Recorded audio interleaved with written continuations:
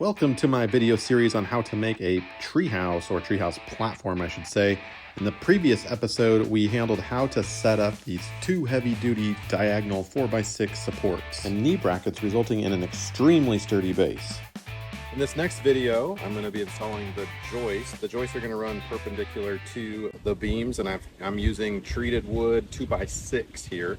And the thing is, there's some span. You can check the span charts, but basically you don't want too much overhang when you put your joist up onto the beams like this. There's going to be some local codes / best practices that will mandate how much overhang you can have. If you look online, there's some people doing some pretty crazy things with like significant overhang.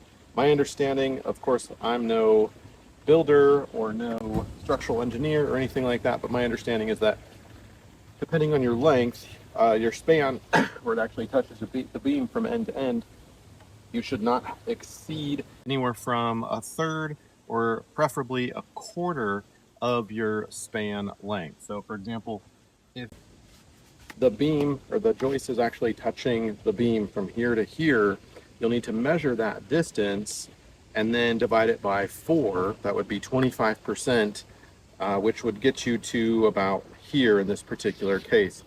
If we, in my case, have 35 inches, a fourth of 35. Do a little research here, because the last thing you want to do is put up your joists, all of them, and then figure out that you're not in compliance or that it's actually structurally unsafe. If you put load on this end, you could have a catastrophic failure or something crazy like that.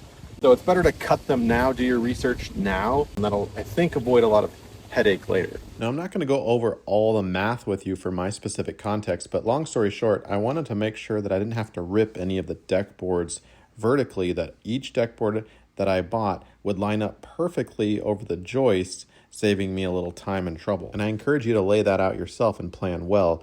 Your deck boards, which is the next video, are going to run perpendicular to your joists or parallel to your beams. So you just want to draw everything out and make sure as best as possible that you can be as efficient as possible with your cuts and your supplies to save you time and money. So I've got my joist just cut, my sample one that'll go on the end, and we're going to be connecting using these little hurricane ties here. I've just got some set up for you just so you can kind of see what that looks like, but we're going to be attaching that to here, and we want obviously the correct amount of overhang. And let me show you how, maybe this will help you visualize it, but we're going to put a rim joist on the end all the way down. This is just a sample. It's cut short because it's lightweight, just to show you. But we're going to put, once all my joists are up, I'm going to put a rim joist all the way down, 10 foot in length, and attach it. And so then my deck board itself right here, again, this is just not the true thickness, but it is the same width. I want that to come over and hang over the rim joist by about 1 inch. Now, I don't want to have to rip any of these. I just want to go boom, boom, boom, boom, all the way down to this end. And the last one should fit 1 inch over the rim joist. So rim joist is another 1.5 inches, and this one should fit directly over it by 1 inch. So hopefully my math is correct, and hopefully that works out perfectly. All right, I've just got these on there just with a couple. We are gonna put screws on through every single hole, so you'll need a couple of boxes of these. We're doing joists 16 inches or less on center. I am gonna start with considering this part. I want a joist to come close to the tree but not touching it. In fact, we're gonna keep away for about 3 to 6 inches to allow for future growth. Now, this tree might get wider here. It shouldn't actually go up. In other words, this point won't actually go up here next year. It just gets wider in terms of girth. So they do need to accommodate. I don't want it touching the joist. Same thing over here. And then I'm gonna work backwards and measure every 16 inches to see how where I should put my other joists.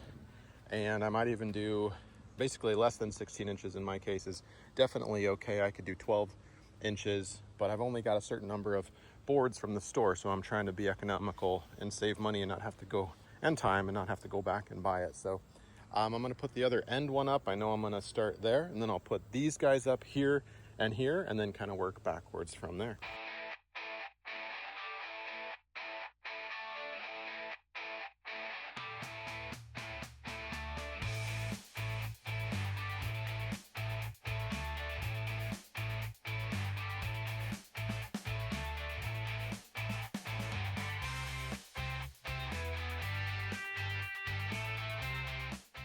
We've got all of our joists in place. Obviously not all the screws in yet. I want to make sure I'm happy with it.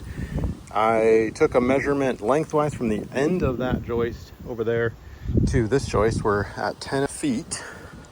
Same thing with this one. And we're going to install the rim joist next, which is basically just framing out and making a continuous line here to make it more of a rectangle that helps absorb the load and distribute it more evenly across the joist apparently. So let's do that. These things are pretty heavy, so I'm going to pre-drill some 3-inch stainless screws. I will use structural screws to attach these eventually, but for now I like these because they don't require pre-drilling. You may disagree with me, but whatever. I'm also going to give a hit to the end of the joist with a little bit of liquid nails here, just like that, to help secure it. And then I'll go through, because it's such a heavy thing, I'll have my wife help me lift up this one end, or hold one end into place while I attach the other end, and then I'll come relieve her and screw in those. So those are ready to go, and then I'll finish with the structural screws going directly into, and the stainless steel screws directly into the ends of the joist.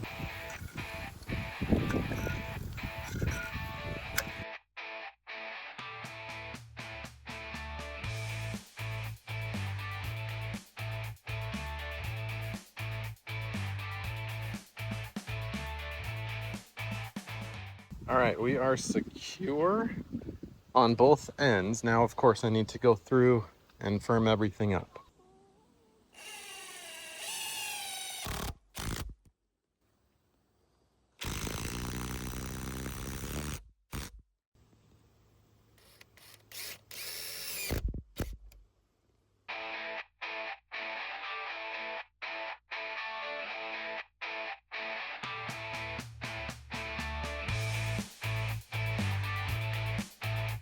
All right, we got all 5 in, I should say 10 in each hurricane tie all the way around, and we are looking sturdy, solid.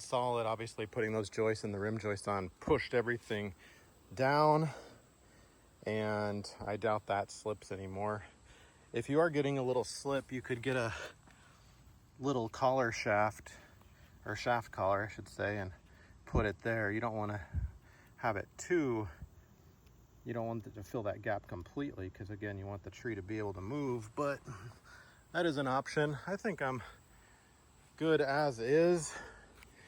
Look at those tab bolts doing their job. Dang, I like it.